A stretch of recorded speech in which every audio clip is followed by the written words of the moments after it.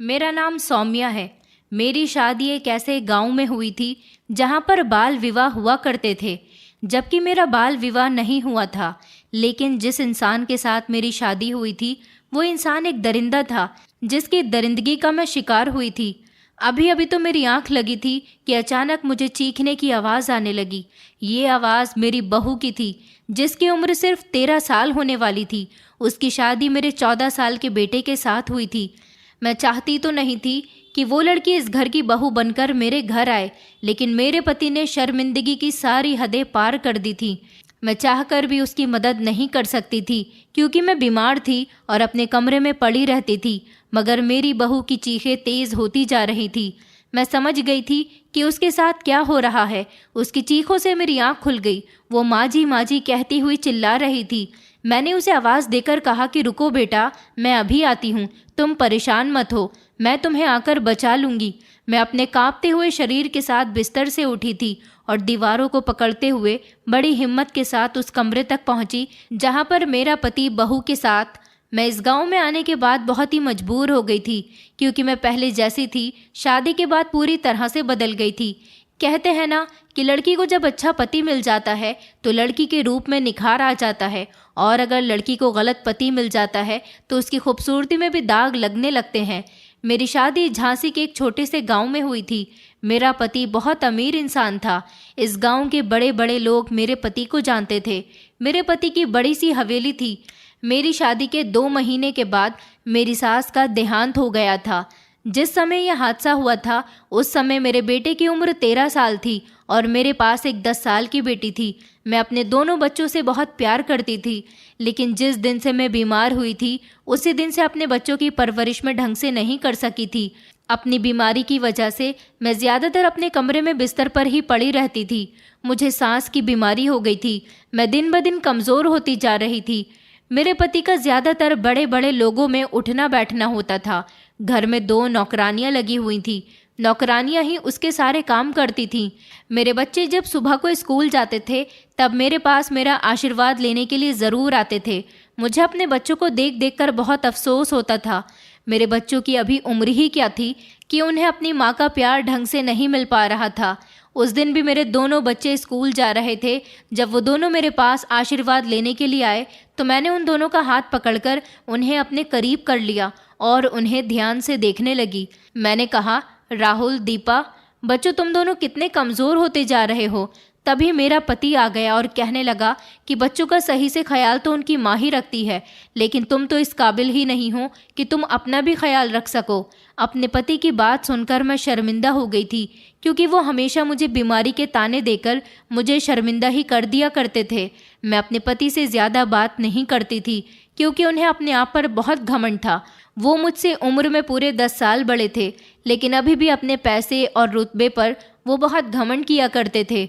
मेरे पति ने मुझसे कहा कि तुम्हारा शरीर तो बीमारी के साथ साथ बेकार हो गया, इस तरह बच्चों की परवरिश नहीं होती। मैंने कहा, मैं हूँ तो ही अभागन, इस तरह बीमार रहने से तो अच्छा है कि मैं मर जाऊँ। मेरे दोनों ही बच्चे मेरी शक्ल को बड़ी ध्यान से देख रहे थे, क्योंकि मेरी आंखों में आंसू आ चुके थे। मेरे पति कहने लगे कि आंसू बहाना बंद करो, राहुल का ख्याल रखने के लिए हमें उसकी शादी करनी होगी, क्योंकि उसकी शादी का समय हो गया। राहुल की शादी हो जाएगी तो उसका ख्याल रखने के लिए उसकी पत्नी आ जाएगी, और राहुल की पत्नी दीपा का भी ख्याल रखा करेगी। वैसे भी दीपा की शादी में अभी 2 साल हैं। मैंने कहा, राहुल की अभी शादी करनी ज़रूरी है क्या? मेरा पति कहने लगा कि तुम भूल गई हो इस गांव के रिवाज को। हमारे गांव में लड़की की शादी 12 साल की उम्र में और लड़के की शादी 13 साल की उम्र में कर दी जाती है, और फिर अगर तुम सही सलामत होती तो मैं बच्चों की परवरिश में कोई कॉम्प्रोमाइज़ भी कर लेता, मगर अब मुझे हमेशा अपने बच्चों की फिक्र लगी रहती है। तुम्हारे रहते मैं तो दूसरी शादी नहीं कर सकता, क्योंकि जब तक तुम मर नहीं जाती तब तक मेरी दूसरी शादी इम्पॉसिबल है। तुम रो रो कर सारे गांव में ढिंडोरा पीट दोगी कि मैंने शादी कर ली है। मैं अगर दूसरी शादी कर लूं तो वो औरत मेरे बच्चों का बहुत ख्याल रखेगी, लेकिन तुम हो कि कभी मेरी बात ही नहीं सुनती हो। इसलिए मेरी शादी तो तभी संभव हो सकती है जब तुम इस दुनिया में ना रहो। अपने पति की बात पर मैंने कहा कि मैं आपसे दूसरी शादी को इसीलिए मना करती हूँ क्योंकि बच्चे जिस माँ की कोख से जन्म लेते हैं वही माँ उन बच्चों से बहुत प्यार करती है। सौतेली माँ कितनी भी अच्छी क्यों ना हो, मगर अपना सौतेलापन कहीं ना कहीं दिखा ही देती है और मैं नहीं चाहती कि मेरे बच्चों के साथ कभी कोई भेदभाव हो। मेरा पति कहने लगा कि हाँ, देख चुका हूँ तुम बच्चों से कितना प्यार करती हो। तुम्हारे शरीर में इतनी तो हिम्मत है नहीं कि तुम अपने बच्चों को उनकी पसंद का खाना भी बनाकर दे सको। बच्चे नौकरानी के हाथ का खाना खा खा कर थक गए हैं, मगर तुम्हें तो इस बात की कोई फिक्र ही नहीं है। मेरे पति की ऐसी बातें मुझे बहुत तकलीफ देती थीं, मगर मैं फिर भी हर बात को बर्दाश्त कर लिया करती थी। मेरे पति ने ज़बरदस्ती मेरे बेटे का बाल विवाह करने की तैयारी कर ली थी, क्योंकि इस गांव में ऐसा ही होता था। जैसे ही लड़के 13 साल के और लड़कियां 12 साल की हुईं तो उनकी शादी करवा दी जाती थी। मेरे पति ने भी मेरे बेटे की शादी करने का फैसला कर लिया था, इसलिए वो मेरे बेटे के लिए लड़कियां तलाश कर रहे थे। मुझे ये सब कुछ बहुत अजीब लगता था कि ये गांव के लोग बाल विवाह करने पर बच्चों से उनका बचपन छीन रहे हैं। मैं आज उस समय में खो गई थी जब मेरा भी बाल विवाह हुआ था, जब मैं शहर में रहा करती थी अपनी माँ के साथ। मेरी माँ लोगों के घरों में काम किया करती थी। मेरी माँ के मामा इसी गांव में रहते थे। मेरी माँ मुझे मामा जी से मिलने के लिए इस गांव में लेकर आई थी। तभी इस गांव में आते हुए मुझे इस गांव की चौधरायन ने देख लिया था। मेरे ससुर गांव के चौधरी थे, इसलिए उनकी पत्नी को चौधरायन कहा जाता था। मेरे ससुर के मरने के बाद मेरी सासी उनकी जगह हवेली को संभाल रही थी। जब उन्होंने मुझे मेरे मामा जी के घर जाते हुए देख लिया तो वो फौरन ही गांव के कुछ लोगों को लेकर मेरा रिश्ता अपने बेटे के लिए लेने के लिए आ गई थी। उन्होंने जब अपने बेटे के रिश्ते की बात की, उस समय मेरी उम्र 12 साल थी और मेरे पति की उम्र 18 साल थी। मेरे पति का 13 साल की ही उम्र में बाल विवाह हो चुका था। शादी के 3 साल बाद मेरे पति की पत्नी मर गई थी, इसलिए अब चौधराइन अपने बेटे के लिए रिश्ता देख रही थी। जब उन्होंने मुझे देखा तो मैं उन्हें बहुत पसंद आई थी। उन्होंने मेरी माँ से रिश्ते की बात की। मेरी माँ तो अचानक ये सब कुछ देखकर घबरा गई थी। उनको तो समझ में भी नहीं आ रहा था कि उनकी 12 साल की बेटी का भी रिश्ता आ सकता है, क्योंकि शहर में तो बाल विवाह होता ही नहीं है। इसलिए मेरी माँ ने इस रिश्ते से साफ इनकार कर दिया था। मैं स्कूल जाया करती थी और उस समय 4th क्लास में थी। चौधराइन बार बार मेरी माँ से कह रही थी कि तुम्हारी बेटी हमारे यहाँ बहुत खुश रहेगी, हमें सोच समझकर जवाब देना, तुम्हारी बेटी को ऐसा रिश्ता शहर में भी नहीं मिलेगा। मेरी माँ कहने लगी, लेकिन अभी मेरी बेटी की शादी की उम्र नहीं है, अभी उसे पढ़ाई करनी है, अभी तो वो बालिग भी नहीं है। चौधराइन ने कहा कि एक न एक दिन तो बेटी बालिग होगी ही ना, एक न एक दिन तो बेटी की शादी भी करनी ही होगी तुम्हें, तो फिर अभी क्यों नहीं? हमारे गांव में तो बाल विवाह ही किया जाता है। उन्होंने मेरे मामा जी से कहा, अगर चंद्रदास तुम्हारी बहन अपनी बेटी मेरे बेटे के साथ ब्याह देती है तो मैं तुम्हें मालामाल कर दूंगी। चौधराइन तो ये सब कुछ कहकर वहाँ से चली गई थी, मगर मामा और मामी जी मेरी माँ के पीछे पड़ गए थे। उन्होंने कहा था कि दीदी, तुम बहुत भाग्यशाली हो जो तुम्हारी बेटी का रिश्ता चौधराइन के बेटे के लिए आया है। तुम नहीं जानती कि चौधराइन का इकलौता बेटा है। चौधरी तो मर चुके हैं, मरने के बाद सब कुछ चौधराइन के बेटे का ही होगा। अगर तुम अपनी बेटी की शादी उनके बेटे के साथ करवा दोगी तो तुम्हारी बेटी उस घर में राज करेगी। मेरे मामा जी मेरी माँ के दिमाग में लालच डाल रहे थे, मगर ना जाने क्यों मेरी माँ का दिल ये मानने के लिए तैयार ही नहीं था। लेकिन फिर मामा जी ने मेरी माँ को बहुत ही लालच दिया और वो ज़बरदस्ती मेरी माँ को चौधराइन की हवेली दिखाने के लिए ले गए थे। मेरी माँ ने जब हवेली देखी और वहाँ पर काम करते हुए नौकरों को देखा, बड़ी बड़ी गाड़ियाँ देखी, तो मेरी माँ का दिल पिघल गया था। और फिर उन्होंने भी यही सोचा कि मैं एक मामूली सी औरत जो लोगों के घरों में झाड़ू बर्तन करके अपना और अपनी बेटी का पेट पालती हूँ, अगर मेरी बेटी की शादी से पहले ही मुझे कुछ हो गया तो मेरी बेटी का क्या होगा? शायद उसको ऐसा रिश्ता कभी नहीं मिलेगा। इसलिए मेरी माँ चौधराइन के बेटे के साथ मेरी शादी करने को तैयार हो गई थी और इस तरह मेरा बचपन मुझसे छीन लिया गया था। जब मेरी उम्र 20 साल हुई तब से मैं बीमार रहने लगी थी। मुझे सांस की बीमारी होने की वजह से मेरा पति मेरे करीब तक नहीं आता था। उसकी उम्र काफ़ी हो गई थी, इसलिए उसकी नीयत भी दूसरी औरतों पर बहुत ख़राब होती थी। मेरी सोच तो हमेशा यही होती थी कि इस गांव में बाल विवाह के नाम पर जिस तरह मेरी ज़िंदगी या बाकी औरतों की ज़िंदगी ख़राब की गई है, इस तरह आगे किसी और की ना हो। लेकिन इस गांव में बाल विवाह रुकने का नाम ही नहीं ले रहा था। यहाँ तक कि मेरा पति भी मेरे बेटे का बाल विवाह करवाना चाहता था और उसने मेरे बेटे के लिए लड़की भी तलाश कर ली थी। हमारे गाँव में गरीब किसान रहा करता था। मुझे पता चला था कि मेरे पति ने मेरे बेटे के लिए उसकी बेटी का हाथ मांग लिया है। वो 12 साल की बच्ची थी। मेरा पति उस किसान को कई बार कर्ज दे चुका था, लेकिन इस बार उस पर कर्ज ज्यादा ही हो गया था, जिसको वो चुकता नहीं कर पा रहा था। मेरे पति ने उसकी बेटी देखी हुई थी जो बहुत खूबसूरत थी। मेरे पति ने तभी से ही फैसला कर लिया था कि वो इस लड़की को अपने घर की बहू बनाएगा। मेरा पति उस किसान के घर जाकर उसकी बेटी का रिश्ता लेने पहुंच गया था। किसान मेरे पति की आदत को अच्छी तरह से जानता था और वो अपनी इकलौती बेटी से बहुत प्यार करता था। इसीलिए वो अपनी बेटी की शादी हमारे घर में नहीं करना चाहता था, लेकिन मेरे पति ने उसे ब्लैकमेल करना शुरू कर दिया। मेरा पति कहने लगा कि तुम बहुत भाग्यशाली हो जो मैं तुम्हारे घर खुद चलकर तुम्हारी बेटी का हाथ मांगने के लिए आया हूँ, वरना गांव के बहुत सारे लोग ऐसा चाहते हैं जो अपनी बेटियों की शादी मेरे बेटे के साथ करवाना चाहते हैं। अगर तुम चाहो तो अपनी बेटे की शादी मेरे बेटे के साथ करवा सकते हो, और अगर शादी नहीं करवाना चाहते हो तो मुझे मेरा पैसा वापस चाहिए, और वो भी पूरे ब्याज के साथ। किसान मेरे पति की बात सुनकर चौंक गया था। अब वो बेचारा मजबूर हो गया था, इसलिए उसके पास अपनी बेटी की शादी करने के अलावा कोई दूसरा चारा नहीं था। किसान इस रिश्ते के लिए तैयार हो गया था क्योंकि वो गरीब था और ये बात जानता था कि अगर उसने मेरे पति की बात नहीं मानी तो मेरा पति उससे पैसे किसी भी हद तक ले सकता है। इस तरह मेरे पति ने मेरे बेटे राहुल और उस 12 साल की बच्ची की शादी करवा दी थी। ऐसा भी मेरे पति ने मेरी मर्जी के खिलाफ किया था। मुझे तो पता भी नहीं चला कि मेरे पति ने उन दोनों की शादी किस समय कर दी। मैं अपने कमरे में बैठी हुई आराम कर रही थी जब अचानक वो दोनों दूल्हा दुल्हन बने मेरे कमरे में आए। साथ साथ मेरा पति भी आया था। मेरे पति ने कहा कि चलो बच्चों, माँ जी का आशीर्वाद ले लो। उन दोनों बच्चों ने मेरा आशीर्वाद लिया। मैं समझ चुकी थी कि इन दोनों की शादी हो चुकी है। मैंने अपने पति से कहा कि तुमने मेरी इजाज़त के बिना इन दोनों की शादी क्यों करवा दी। मेरा पति कहने लगा कि मुझे अब किसी भी काम को करने के लिए तुम्हारी इजाज़त की ज़रूरत नहीं है। गांव के रिवाजों के मुताबिक हमारे बेटे की शादी होनी बहुत ज़रूरी थी। ये मासूम सी बच्ची जिसकी अभी खेलने कूदने की उम्र थी, इसे शादी के बंधन में बांध दिया गया था। मैं बाकी किसी को तो नहीं रोक सकती थी, मगर अपने घर में मैं ऐसा कुछ भी नहीं होने देना चाहती थी। मैं चाहती थी कि मेरे बच्चे पढ़े लिखे, जवान हों, किसी काबिल बने, तभी मैं उनकी शादी करूंगी। मगर मेरा पति मेरे बच्चों के साथ भी बाल विवाह जैसे अपराध को अंजाम दे चुका था। दोनों बच्चों ने मेरा आशीर्वाद लिया। अब जो भी था, जैसा भी था, ये बच्ची मेरे घर की बहू बन गई थी। इसकी शादी मेरे बेटे के साथ हो गई थी। मैंने भी इन दोनों को खुशी खुशी आशीर्वाद दिया। मैंने देखा था कि मेरे पति की इस बच्चे पर गंदी नज़र पड़ रही थी, क्योंकि मेरा पति जब उसे आशीर्वाद दे रहा था तो उसने उसके सर पर हाथ रखने के साथ साथ उसके चेहरे पर भी हाथ फेर दिया था।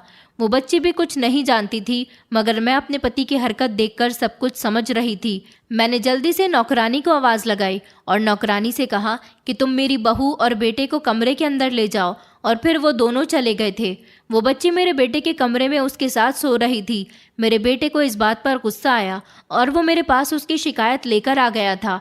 उसने मुझसे कहा कि देखो माँ, ये लड़की मेरे साथ मेरे कमरे में सो रही है। मैंने उसे समझाया कि बेटा, अब वो तुम्हारी पत्नी है, तुम्हें सारी ज़िंदगी उसका ख्याल रखना है। अब वो तुम्हारी हर चीज़ शेयर करेगी। मगर वो इस बात के लिए बिल्कुल भी राज़ी नहीं हो रहा था। फिर मैंने उसे पति पत्नी के रिश्ते का महत्व समझाया, तब जाकर उसे कुछ समझ आया था। लेकिन फिर भी वो उसे अपने कमरे में सुलाने के लिए तैयार नहीं था। तो मैंने अपने बेटे से कहा कि तुम दीपा के पास जाकर सो जाओ। वो अब तुम्हारे कमरे में सो चुकी है। मैं उसकी नींद खराब करना नहीं चाहती। कल से वो दीपा के साथ सो जाएगी और तुम अपने कमरे में सो जाना। इस बात पर मेरा बेटा राज़ी हो गया था और अपनी बहन के कमरे में जाकर सो गया था। बच्चों को तो शादी के बारे में कुछ पता ही नहीं होता, और इस गांव में ऐसा होता था कि बच्चों की ही शादी कर दी जाती थी। इस घर में अब मेरे तीन बच्चे हो गए थे, राहुल, दीपा और मेरी बहू सोना।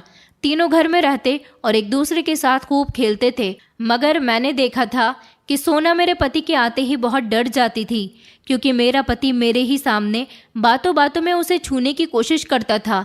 मैंने अपने पति को इतनी बात तो समझा दी थी कि बहू भी बेटी ही होती है, इसे भी अपनी बेटी की नज़र से देखना। मगर मेरे पति को तो वो सोना को अकेला देखकर उसे कमरे में ले जाता और उसे गलत गलत तरीके से छूता था। सोना को ये हरकत पसंद नहीं आती थी और वो बहुत डर जाती थी। भागते हुए वो मेरे पास आती थी, मुझसे कहती थी कि माँ जी, पिताजी मेरे शरीर पर बार बार हाथ फेरते हैं, मुझे वो बहुत डरावने लगते हैं। मैंने अपने पति को कई बार समझाने की कोशिश की थी कि वो मासूम बच्ची है, उस पर तो रहम खा लो, मगर मेरा पति अपनी हरकतों से बाज नहीं आता था। कई दिन इसी तरह से गुजर गए थे। मेरा पति जब भी सोना के साथ कुछ गलत करने के बारे में सोचता था, मैं जैसे तैसे उसे बचा लिया करती थी, क्योंकि मैंने नौकरानियों को सोना का ख्याल रखने के लिए कहा था और उनको ये भी बता दिया था कि अगर मेरा पति सोना के साथ अकेला हो तो मुझे फ़ौरन खबर देना। मगर एक दिन तो मेरे पति ने बहुत बड़ी चाल चली थी। उसने घर के सारे नौकरों को छुट्टी पर भेज दिया था, ये कहकर कि मैं छोटी चौधराइन को कुछ दिनों के लिए डॉक्टर के पास शहर लेकर जा रहा हूँ, इसीलिए तुम्हें अब काम पर आने की ज़रूरत नहीं है, 1 हफ्ते बाद ही काम पर आना। इस तरह हवेली के सारे नौकर अपने अपने घर चले गए थे। मेरे पति ने ड्राइवर से कहा था कि दीपा और राहुल की स्कूल की कुछ ज़रूरी किताबें आनी हैं, तुम उन्हें शहर जाकर वो दिला लाओ। इस तरह दोनों बच्चे ड्राइवर के साथ चले गए थे, जबकि मैं घर में दवाई खाकर सो रही थी। मेरा पति सोना को अपने साथ बहला फुसलाकर कमरे में ले गया और उसके साथ ज़बरदस्ती करने लगा। सोना उसकी हरकतों पर ज़ोर ज़ोर से चिल्लाने लगी थी। जब वो भागने की कोशिश करने लगी तो मेरे पति ने उसे मारना शुरू कर दिया। इस वजह से उसकी आवाज़ें तेज़ हो गई थी और मुझे भी आने लगी थी। वो बार बार मुझसे मदद की गुहार लगा रही थी। मैं जैसे तैसे कमरे तक पहुंची तो मेरा पति उस मासूम बच्ची के साथ गलत काम कर रहा था। मेरा पति कहने लगा कि इसी समय यहाँ से वापस चली जाओ, वरना ठीक नहीं होगा। मैंने कहा, मैं अभी शोर मचाकर सबको बुलाती हूँ। मैंने चिल्ला चिल्लाकर नौकरों को आवाज़ लगाई तो कोई भी नौकर नहीं आया था और ना ही घर के अंदर मुझे दोनों बच्चे नज़र आ रहे थे। सोना का रो रो कर बुरा हाल हो रहा था। मेरा पति लगातार उसको अपनी हवस का निशाना बना रहा था। मेरे कुछ समझ नहीं आ रहा था कि मैं क्या करूं, क्योंकि मैं ज़्यादा चलती फिरती नहीं थी। मेरी सांस ज़ोर ज़ोर से चल रही थी। मैं बार बार सोना को तसल्ली दे रही थी कि तुम्हें कुछ नहीं होगा, मैं तुम्हें बचा लूँगी। मेरी हालत बहुत ख़राब हो चुकी थी। मैं बार बार अपने पति से कह रही थी कि भगवान के लिए उस मासूम बच्ची को छोड़ दो, उसकी बहुत कम उम्र है, उसके साथ ये सब कुछ मत करो। मेरा पति कहने लगा कि मैं इसको अपने बेटे की पत्नी नहीं बल्कि अपने फ़ायदे के लिए लेकर आया हूँ। तुम तो ना जाने कितने समय से बीमार पड़ी हो। तुम्हें क्या लगता है कि तुम्हारे बीमार होने की वजह से मैं अपनी सारी ज़िंदगी इसी तरह से गुजार दूंगा? जब तक हमारा बेटा ना समझ है तब तक मैं इसका फ़ायदा उठाऊंगा। मेरा पति मेरी कोई बात नहीं सुन रहा था। तभी अचानक मेरी नज़र कोने में रखे हुए डंडे पर गई। मैंने वो डंडा उठाया और मैं लड़खड़ाते हुए कदमों से चलती हुई अपने पति के पीछे गई और मैंने डंडा ज़ोर से अपने पति के सर पर मार दिया, जिसकी वजह से मेरे पति का दिमाग चकरा गया था और फिर मेरे पति के सर से खून बहने लगा। धीरे धीरे मेरा पति बेहोश हो गया था। मेरी सांस बहुत तेज़ तेज़ चल रही थी। मैं बहुत तकलीफ़ से गुजर रही थी। फिर मैंने जल्दी से सोना से कहा कि सोना, जल्दी पुलिस को फ़ोन लगाओ। सोना ने पुलिस को फ़ोन लगाया और मोबाइल मुझे दे दिया था। मैं जल्दी से कमरे के बाहर निकली और कमरे के दरवाजे को बाहर से बंद कर दिया था। उसके बाद मैं सोना को लेकर अपने कमरे में चली गई थी। सोना बुरी तरह से रो रही थी और वो डर चुकी थी। सोना ने मुझे दवाई दी, पानी पिलाया और फिर थोड़ी ही देर गुजरी थी कि पुलिस हमारी हवेली पर आ गई। मैंने पुलिस को अपने पति के बारे में सब कुछ बता दिया था, जबकि पुलिस वालों ने सोना से भी पूछताछ की थी। इस तरह मेरे पति को तो पुलिस पकड़कर ले गई थी। मेरा पति चाहता तो पैसा देकर छूट भी सकता था, मगर मेरे पति का साथ देने वाला कोई भी नहीं था। जब बच्चे घर आए तो उनको भी ये बात पता चल गई थी कि उनके पिताजी को पुलिस ले गई है। राहुल को ये जानकर बड़ी हैरानी हुई थी कि उसके पिता उसकी पत्नी सोना को नुकसान पहुंचाने की कोशिश कर रहे थे। अब मैं बीमार औरत अकेले ही घर की सारी जिम्मेदारी संभाल रही थी। मेरे पति की हम में से किसी ने भी जमानत नहीं करवाई थी। मैं चाहती थी कि मेरे पति को कड़ी से कड़ी सज़ा मिले। पुलिस वालों ने हमारा बहुत साथ दिया था। इसी तरह काफ़ी समय गुजर गया था और अब मुझे डर था तो इस बात का कि मेरी बेटी की उम्र 12 साल होने वाली थी। लेकिन इससे पहले ही हमारे गांव की औरतें हमारे घर आ गईं और कहने लगी कि चौधराई, तुम्हारी बेटी भी तो 12 साल की हो गई होगी, हम उसके लिए रिश्ता लेकर आए हैं। मैंने सोच लिया था कि जो सब कुछ मेरे साथ हुआ, मेरी बहू के साथ हुआ, मैं ऐसा हरगिज़ भी अपनी बेटी के साथ नहीं होने दूंगी। मैं अपनी बेटी का बाल विवाह नहीं करूंगी, क्योंकि सोना को बचाने के लिए मैंने जैसे तैसे उसकी मदद कर दी थी। लेकिन मेरी बेटी को कौन बचाएगा? आजकल का माहौल बहुत ख़राब हो रहा है। कोई भी किसी का साथ देने के लिए तैयार नहीं है। मुझे अपनी बेटी का बचपन खराब नहीं करना था। वैसे भी मेरी बेटी ने अपनी आंखों में बहुत सारे सपने सजाए हुए थे। मैंने उन लोगों से कहा था कि मैं अभी रिश्ता नहीं ले सकती क्योंकि मेरी बेटी के अभी 12 साल का होने में 2 महीने रह गए हैं। तो वो कहने लगी कि अच्छा ठीक है, तो हम अब 2 महीने के बाद आएंगे। हाँ, मगर ध्यान रखना, हम लोग तुम्हारे घर अपने बेटे का रिश्ता लेकर आए हैं। अगर चाहो तो हमारे रिश्ते के बारे में एक बार ज़रूर सोचना। हमारे गांव की औरतें और मर्द हर लड़कियां और लड़की की उम्र पर बहुत ध्यान दिया करते थे, इसलिए उन लोगों को मेरी बेटी की उम्र के बारे में भी सब कुछ पता था। अब वो औरतें ही नहीं बल्कि गांव के बड़े बड़े आदमी भी हमारे घर आने जाने लगे थे कि छोटे चौधरी ने जो किया था वो बहुत गलत था। अब हम उनके पीछे उनकी बेटी का ख्याल रखना चाहते हैं। आप तो बीमार रहती हो, आपके लिए अपनी बेटी की शादी करना बहुत मुश्किल काम है, इसलिए हम लोग खुद ही चलकर आपके यहाँ रिश्ता लेकर आ गए। गांव का एक बहुत बड़ा जमींदार था जो मेरी बेटी को अपने घर की बहू बनाना चाहता था। इस दौरान मेरी बेटी के काफ़ी सारे रिश्ते आ गए थे, मगर मैंने हर रिश्ते से इनकार कर दिया था। इसलिए मैंने इस रिश्ते से भी साफ साफ इनकार कर दिया। मैंने कहा था कि मैं अपनी बेटी की शादी अभी नहीं करना चाहती हूँ। मेरी बात पर अचानक से वो चौंक गया और कहने लगा कि ये तुम क्या कह रही हो छोटी चौधरायन, ऐसा नहीं हो सकता। तुम्हारी बेटी की उम्र 12 साल हो गई है, उसकी शादी तुम्हें करनी ही पड़ेगी। तुम जानती हो कि ऐसा ना करने वाले लोगों की कितनी खतरनाक सज़ा है। मैंने कहा कि मुझे आपका ये रिश्ता मंजूर नहीं है, मगर ना जाने क्यों ज़मींदार हमारे पीछे पड़ गया था। वो बार बार यही कहता था कि मुझे तुम्हारी बेटी से अपने बेटे का रिश्ता तय करना है। मैं इस जमींदार को अच्छी तरह से जानती थी क्योंकि ये बहुत लालची इंसान था। ये चाहता था कि ये मेरी बेटी से शादी करने के बाद यह हवेली दहेज में अपने बेटे के नाम करवा ले, मगर मैं ऐसा नहीं कर सकती थी। ना तो मैं अपना घर किसी को देना चाहती थी और ना ही अपनी बेटी का बाल विवाह करवाना चाहती थी। इसीलिए मैंने सोच लिया था कि मैं आधी रात के समय इस गांव से गायब हो जाऊंगी। जमींदार मेरे इनकार करने पर बहुत झगड़ा करके गया था। उसने कहा था कि मैं तुम्हें छोड़ूंगा नहीं, अगर तुमने अपनी बेटी की शादी मेरे बेटे के साथ नहीं की तो तुम्हारी बेटी को तो हवेली से उठा लूंगा। मुझे उस जमींदार की धमकी से डर लगने लगा था। मैं कुछ भी करके अपनी बेटी को बचाना चाहती थी, इसलिए मैंने रात के अंधेरे में अपने बच्चों के साथ यहाँ से भागने का फैसला कर लिया था। मेरे लिए ये काम बहुत मुश्किल था क्योंकि मैं बीमार रहती थी, लेकिन मुझे कुछ भी करके अपनी बेटी को इस दलदल में धंसने से बचाना था।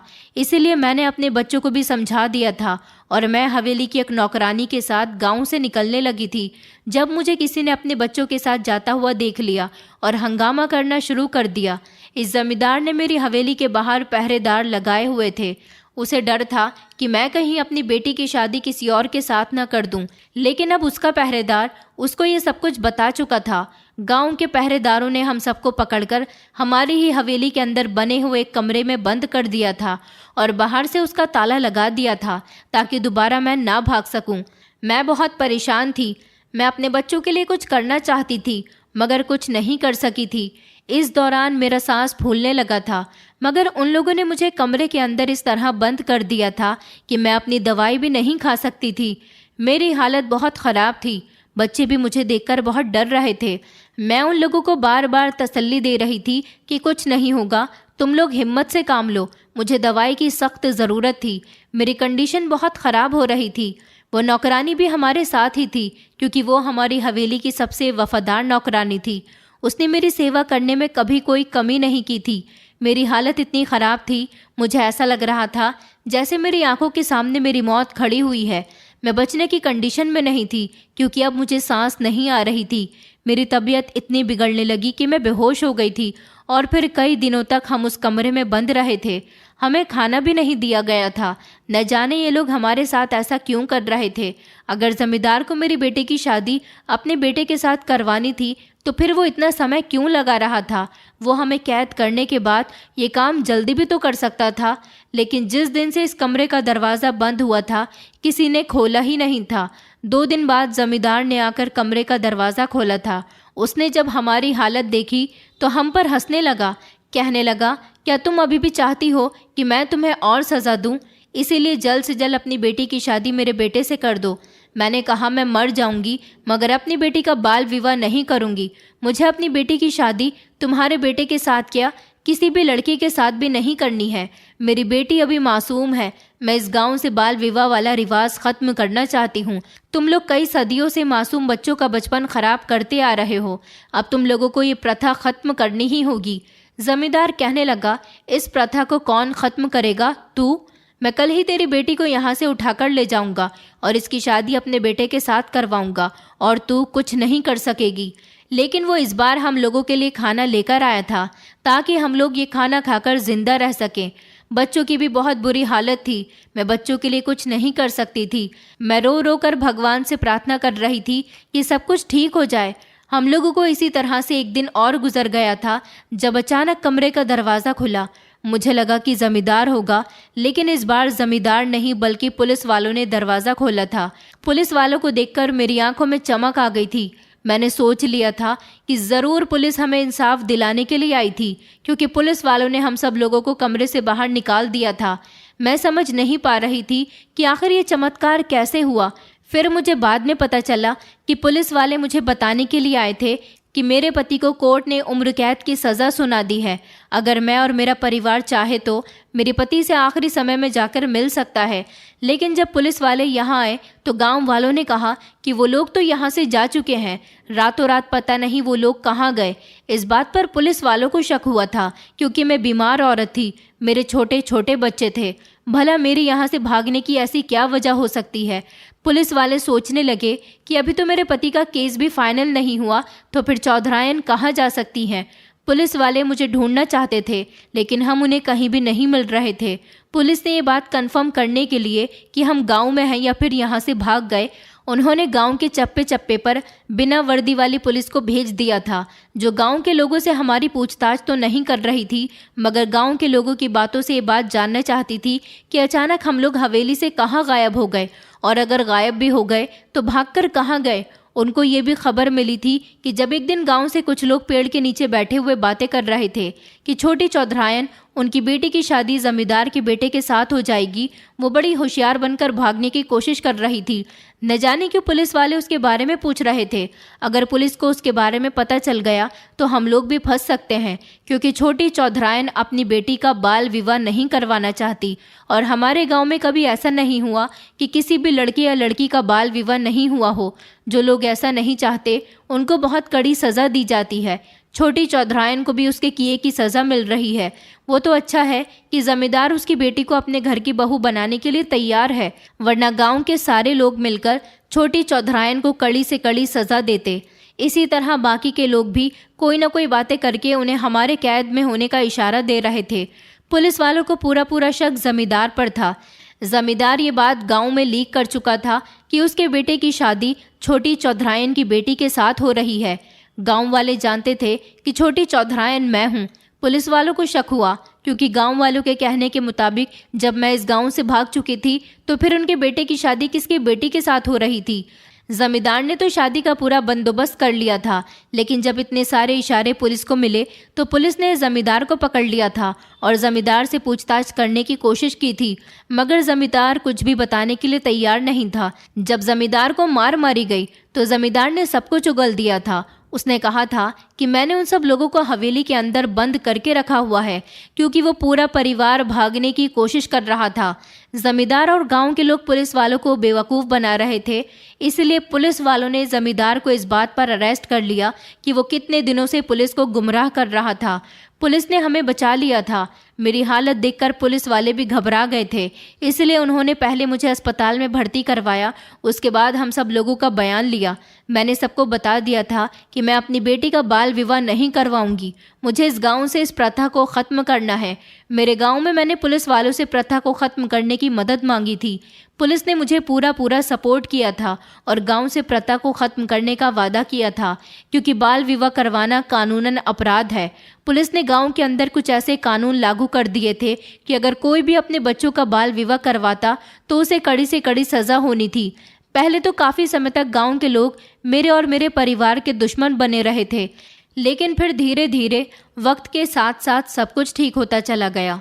मैं तो चाहती थी कि इस गांव में अगर बदलाव नहीं आया तो मैं अपने परिवार को लेकर शहर चली जाऊंगी, लेकिन पुलिस के साथ की वजह से गांव की इस प्रथा को बदलना मुमकिन रहा था। कानून के डर की वजह से लोगों ने अपने बच्चों के बाल विवाह करवाने बंद कर दिए थे।